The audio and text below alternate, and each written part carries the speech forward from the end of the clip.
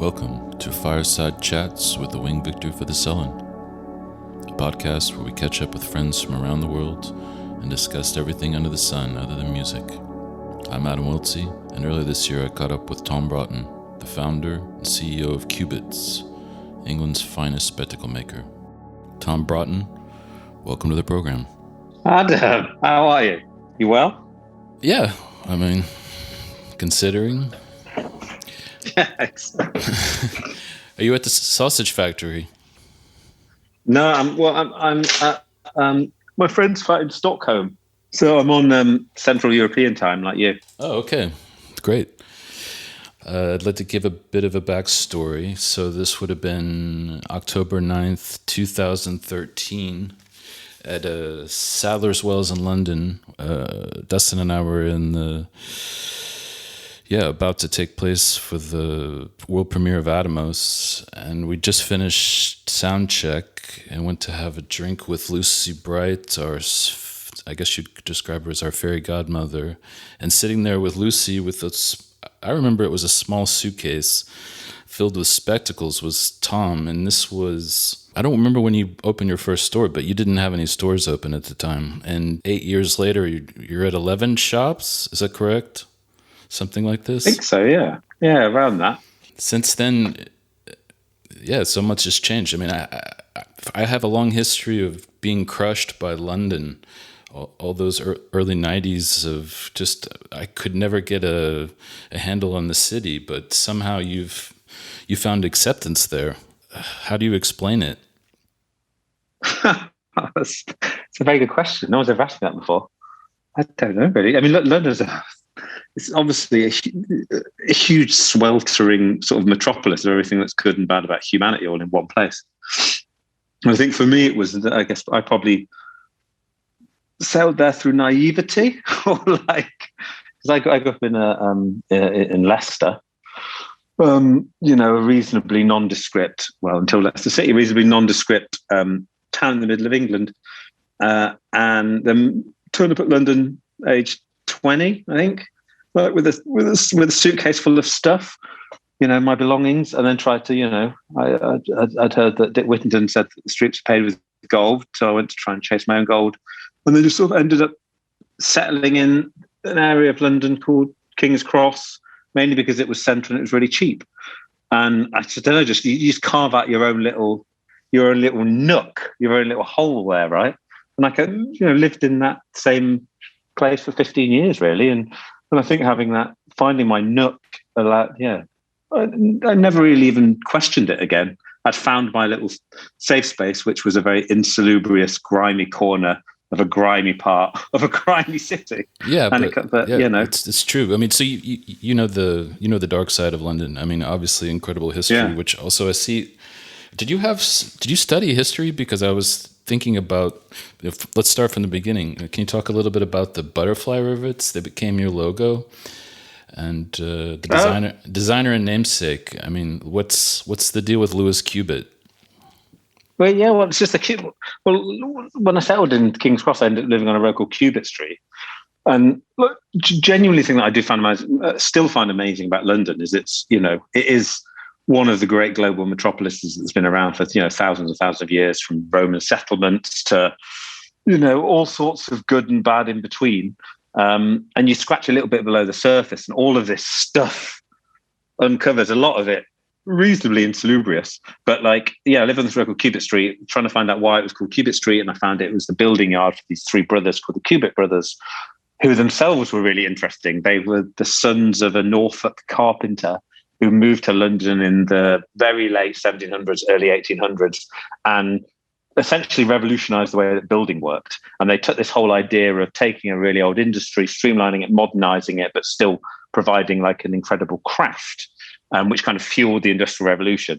And I just really liked the principles they stand for. So these three brothers worked together to create this business. I like the fact that on one hand, they built Osborne House, which is on the Isle of Wight, for essentially a retreat for the royal family and the landed gentry. On the other hand, they built the Cubitt town on the Isle of Dogs, which is social housing. So, this period in the 1820s, 1830s, that they were using design, architecture, and I guess capitalism, but they were applying it in a way that was used for rich and poor, and it was all kind of washed up in this, great dirty metropolis that was London. And just finding these weird little cultural references, I guess, gave me my little nook in London, and I think it was really the launch pad for starting Cubitts. So the history for finding out all this information, you just go to the local council and dig up through files, or how did you find out about them? Yeah, well, there's this actually just around the corner from where we met on Rosebery Avenue is the London Metropolitan Archives, which is it's niche. It's not very high on most tourist kind of bucket list when they come to London, but it is just unbelievable, right? Because you've got literally thousands of years of history in these, and this is strangely, weirdly convoluted process for getting access to these records, right? You imagine it's all been digitized now, but it hasn't, right? It's like you fill out a little jitty with some serial number and you give it to somebody, and they go off, they whittle away, and then a few minutes later they turn up with like a kind of case, a dusty case that doesn't just have the record in it, it has the actual thing in it, and which I found amazing. And when I went around there, I remember going through all of the Thomas Cubitt, who was the oldest Cubitt brother. He was a sort of obsessive chronologer of all of his old floor plans for all of the buildings he built. So it was literally pages and pages, and this was his. You could see his scribe and his stamp on it. And I just love that those places and those vaults still exist, right? And it's a very, very, very slow process to get them all digitized, but I think that adds to its charm. So yeah, it's through that really. And the rivet the rivet is, I'm holding these are the original, the pair of Amptons, which obviously the design has changed a little bit, but the water buffalo, what you call water buffalo horn, is that correct? Yeah. This also makes me think about the harshness of London, and that sort of, it took me years before I sort of felt at home there. It's actually the neighborhood of Fitzrovia, which you also have a store in, which I think is really fascinating, this sort of George Orwell connection, because he basically lived around the corner from the Fitzrovia shop, correct? Yeah. Yeah, because he took me to that bar they used to hang out. But for me, Fitzrovia was sort of the first time going from Belgium to London on the Eurostar and walking to my hotel in Fitzrovia. It basically took under 2 hours. So it was the first time I really felt like, oh, wow, London. I sort of feel at home here. And it was really that neighborhood that opened up to me.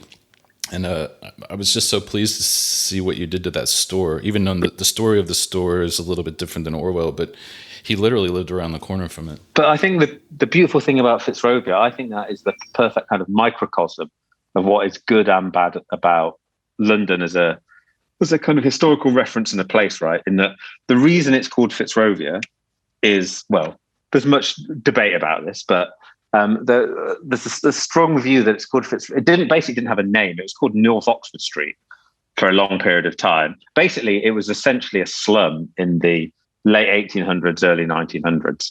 It was where you couldn't, I mean, all of the West End was a slum, right? You had the St. Giles Rookery around Oxford Street and Tottenham Court Road, which was like the worst, but it kind of fanned out from there. And if you were affluent, you lived in the city or you lived in Westminster, or maybe you lived in places like Hampstead or Islington, spring it around. Fitzrovia was just poor and didn't even have a name. And then because it was cheap, artists started settling there, right?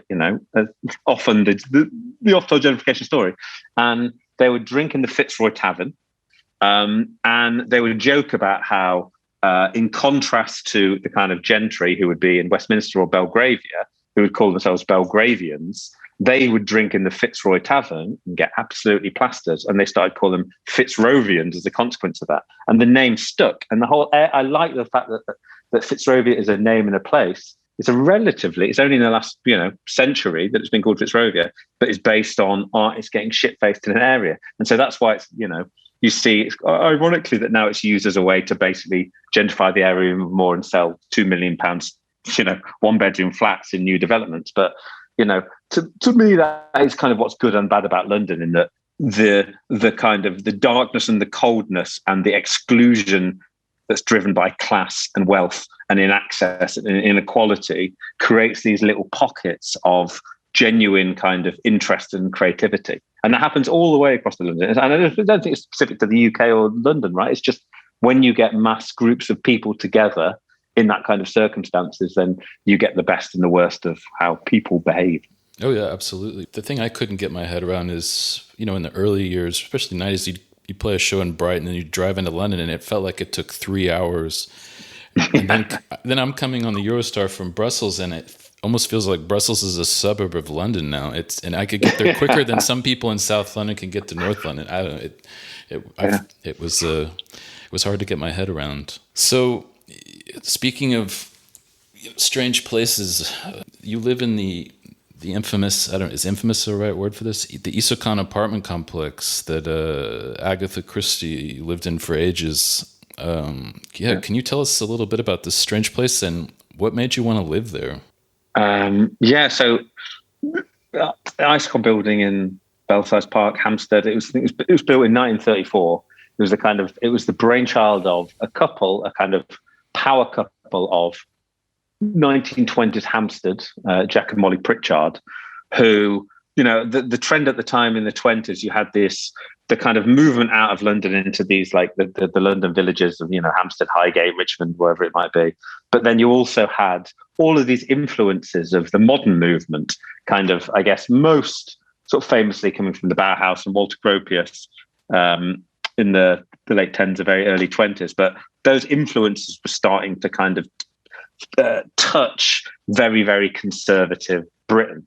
And Jack and Molly Pritchard got kind of intoxicated by this movement. They went to this place called Fenella in Cambridge, and I think that's where they met a modern architect called Wells Coates, who was a Canadian-born but Japanese-raised architect who was really interested in all the what would kind of latterly be more associated with Le Corbusier, but this idea of kind of machines for living, right? How you can rethink the way that people live through design and architecture. And they bought this plot of land in Hampstead on Lawn Road that they were going to turn into a family home. And they'd had architects come up with ideas for this beautiful family home. But actually, they took the decision that instead of trying to build a family home just for them, that what they would try and design was a modern, bastion poster for kind of minimal living, single dwelling living. So instead of building a family home, they built a block of flats, which contained 32 flats, where most of the flats were based on this idea of a minimal footprint. So most of the flats there are and still are 25 square meters, so minuscule, but you would use design as a way to change the way that people lived. So, for example, they built, there was a communal restaurant called the Isobar, and the whole idea that you could turn up to this place, you wouldn't need any stuff. You could rent they'd also built the furniture for you. So they had the Isokon Furniture Company that would design, your side table and your sideboard and all you wouldn't even need to buy it. They still exist. And you wouldn't need. Yeah, exactly. Exactly. So it's been through a few different versions, but then, the idea that you could just turn up, rock up, but the idea of like eating and drinking would be a kind of communal activity. So you could come down to the Isobar every day and have all of your meals together as a group, or you could have dumb waiters that would come into your flat. And I think if you walk past it, you're walking through kind of well-to-do Hampstead full of Georgian, Regency, a bit of Victoriana, a bit of Edwardian, and then you suddenly see this white cruise liner of a building that comes out of absolutely nowhere. Yeah, it really does look like a ship. Exactly. So Agatha Christie described it when she lived there. But it then became from 1934, I guess, for the following 20, 30 years, it was a kind of crucible for sort of Hampstead modernism. So you would have Barbara Hepworth and Henry Moore and Robin Day and Lucian Day and Ben Nicholson, and it became the place for kind of that progressive form of art and culture in London in the 1930s.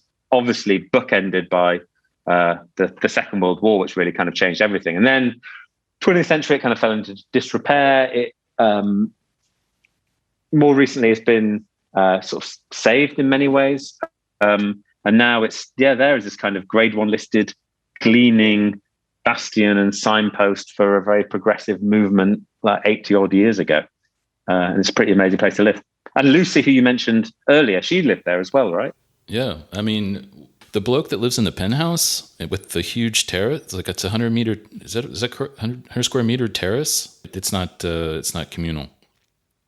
Yeah, no, it's like, well, this is the funny thing about the Pritchards, right? The couple originally, in many ways, it's kind of funny, right? Because they built this block of flats as this idea of kind of minimal living, kind of very socialist ideals, very influenced by communism, and they did that for 30 flats, and then on the top floor, built their own flat with a massive penthouse and a gold door.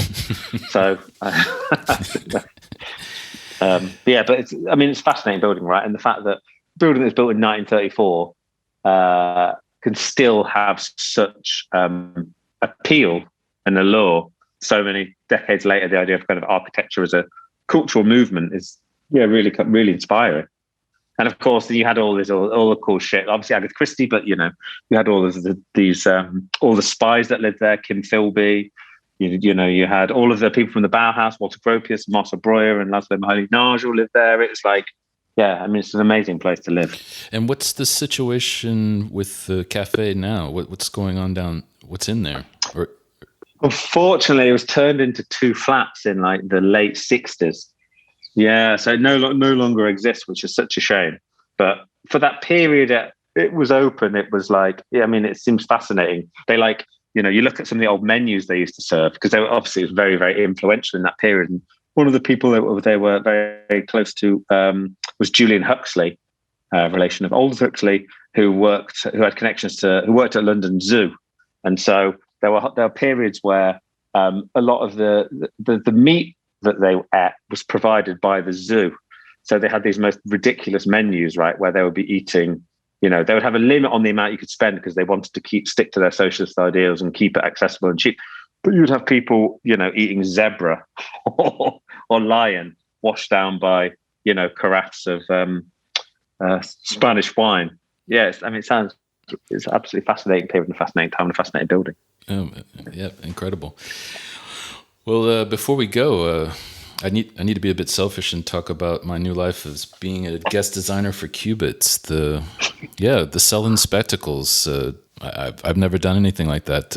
Romain was fantastic to work with. It couldn't have been easier. So Dustin and I have each designed our own pair of spectacles. Hopefully by the time this podcast comes out, they'll be available, but mine could be described as maybe sinuous, having many curves and turns. Dustin's would be more angular, kind of a nod to the great Morricone.